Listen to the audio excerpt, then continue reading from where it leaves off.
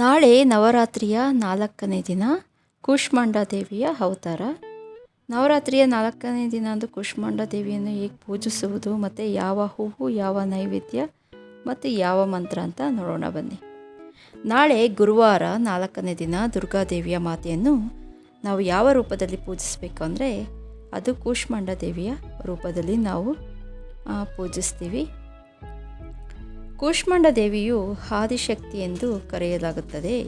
ಏಕೆಂದರೆ ಭೂಮಿಯ ಸೃಷ್ಟಿಕರ್ತೆಯೇ ಆಕೆ ಎನ್ನಲಾಗುತ್ತದೆ. ಆಕೆ ಸೂರ್ಯದೇವರ ವಾಸಸ್ಥಾನದಲ್ಲಿ ವಾಸಿಸುವ ಕಾರಣದಿಂದ ಭೂಮಿಯ ಮೇಲಿರುವ ಎಲ್ಲ ಅಂಧಕಾರಗಳನ್ನು ನಿವಾರಣೆ ಮಾಡುವವಳು ಕೂಷ್ಮಾಂಡ ದೇವಿ.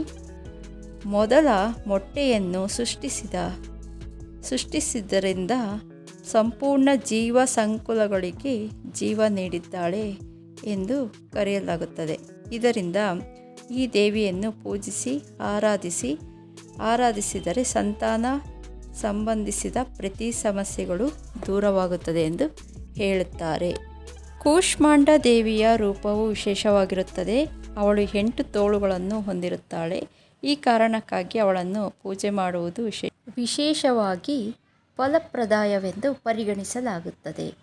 ಈ ದೇವಿಯನ್ನು ನವರಾತ್ರಿಯ 4ನೇ ದಿನ ಭಕ್ತಿಯಿಂದ ಪೂಜಿಸಿದರೆ ಸೂರ್ಯನ ಬಲ ಹೆಚ್ಚಾಗುತ್ತದೆ, ಗಂಡ ಹೆಂಡತಿಯ ನಡುವಿನ ಬಾಂಧವ್ಯ ಹೆಚ್ಚಾಗುತ್ತದೆ, ಮನಸ್ತಾಪಗಳು ದೂರವಾಗಿ ದೇವಿಯ ಅನುಗ್ರಹ ಹೆಚ್ಚಾಗುತ್ತದೆ.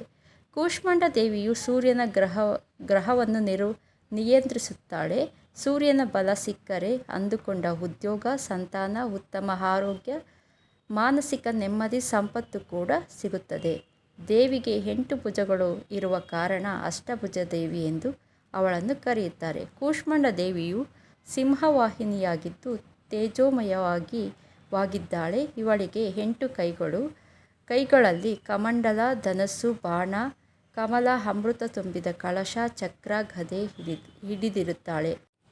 ನಾಳೆ ಪೂಜೆ ಮಾಡುವ ಶುಭ ಮುಹೂರ್ತಗಳು ನೋಡೋಣ ಬನ್ನಿ. ಬ್ರಾಹ್ಮಿ ಮುಹೂರ್ತ 4:33 5:20 ಅಮೃತ ಕಾಲ 9:17 11:05 ಅಭಿಜಿತ್ ಮುಹೂರ್ತ 11:47 12:35 ಮತ್ತು ಸಂಜೆ 6:14 6:38 ನೀವು ಪೂಜೆ ಮಾಡಿಕೊಳ್ಳಬಹುದು. ನೈವೇದ್ಯ ಇದಕ್ಕೆ ಗೋಧಿಯಿಂದ ಮಾಡಿದ ನೈವೇದ್ಯ ಆಗುತ್ತೆ. ಬಣ್ಣ ಹಳದಿ ಬಣ್ಣ ಮತ್ತು ಹೂವು ಕೆಂಪು, ಹಳದಿ, ಬಿಳಿ ಈ ಹೂವುಗಳನ್ನು ಹಾಕ್ಬೋದು. ಮಲ್ಲಿಗೆ ಹೂವು ಮತ್ತು ದಾಸವಾಳ ಈ ಥರ.